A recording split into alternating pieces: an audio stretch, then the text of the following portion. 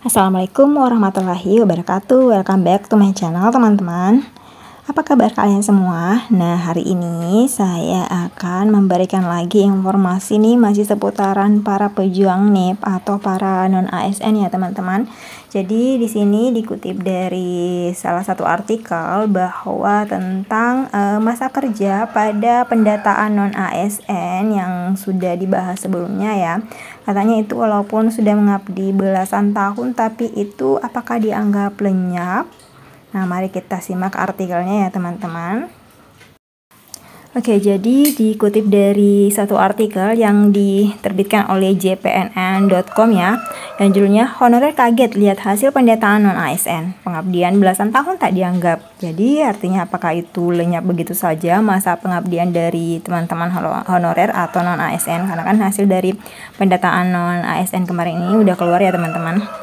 Nah, jadi jadi dikutip di jpnn.com, Jakarta, kalangan honorer K2 dan non-K2 dibuat gempar hasil pendataan non-ASN. Pasalnya, masa kerja yang terhitung hanya 5 tahun, meski banyak dari mereka yang sudah mengabdi hingga puluhan tahun. Pendataan non-ASN tidak mengcover masa kerja honorer, kata Ketua Umum DPP Forum Honorer Non-Kategori 2 Indonesia atau FHNK2I. Raden Sutopo Yumono kepada jpnn.com pada hari Minggu 9 Oktober 2022 lalu ya, teman-teman. Oke, selanjutnya dia menyebutkan rata-rata honorer non K2 dengan masa pengabdian 15 tahun. Anehnya saat pendataan non ASN yang terbaca itu hanya 5 tahun. Jadi sebenarnya K2 itu atau non ASN ini mengabdi selama 15 tahun, tapi kok yang terbaca pada saat pendataan non ASN cuma 5 tahun ya, teman-teman. Jadi dia mencontohkan Novi Kurnianingrum, istrinya dengan masa kerja sebagai guru honorer selama 15 tahun, tetapi dia hanya tercatat 5 tahun 8 bulan pada pendataan tersebut. Nah, ini masa kerja kumulatifnya tidak sesuai. Teman-teman guru honorer dan tenaga kependidikan atau tendik gelisah semuanya, kata Sutopo. Kasus serupa menimpa honorer K2, Ros. Honorer K2 ini adalah tenaga administrasi dari Nusa Tenggara Barat, juga risau dengan masa kerjanya yang tidak dihitung, padahal kayak kalau misalnya sudah mengabdi lama tapi tidak dihitung. Dia mengungkapkan masa kerjanya hanya dihitung 5 tahun 6 bulan.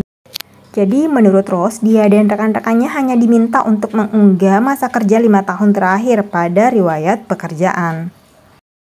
Saya sudah menyiapkan SK pengabdian sejak 1999. Kami sampai rela bongkar gudang untuk mencari data. Nyatanya yang diminta cuma 5 tahun, keluhnya. Ros mengaku sudah menanyakan kepada sesama honorer K2. Ternyata semuanya senasib, dihitung 5 tahun lebih. Selain itu, di dalam data tersebut tetap ada keterangan honorer K2. Nah, semua honorer sepertinya disamakan masa kerjanya 5 tahun sekian bulan. Cuma kalau honorer K2 dibedakan, ada nomor tes CPNS 2013 saja, ucap Ros. Nah, baik Sutopo maupun Ros berharap masa kerja itu tidak mempengaruhi kebijakan untuk honorer nanti. Kalau pemerintah hanya mengakomodasi 5 tahun, lantas sisanya dibuang kemana? Ros menegaskan honorer K2 seharusnya mendapatkan kebijakan afirmasi lebih besar, mengingat masa kerjanya minimal 15 tahun. Nah, jadi demikian ya, teman-teman, pendataan tentang atau hasil pendataan tentang non-ASN yang kemarin. Kalau kalian gimana? Apakah juga mengalami kasus yang sama? Kalian sudah mengabdi berpuluh-puluh tahun tapi cuma terhitung beberapa tahun saja? Yuk komen di bawah ya, teman-teman. Ya, demikian video kali ini ya, dan jangan lupa untuk selalu support channel ini ya, teman-teman. Dan jangan lupa juga untuk kalian like, komen yang sopan, dan share ke seluruh sosial media yang kalian punya ya. Serta jangan lupa untuk cek beberapa video lain yang ada di playlist ya. Di antaranya ada banyak video tutorial tentang komputer maupun aplikasi yang di HP, kemudian tutorial untuk kecantikan juga ada ya, teman-teman. Kalian bisa cek di playlist. Terima kasih. Assalamualaikum warahmatullahi wabarakatuh.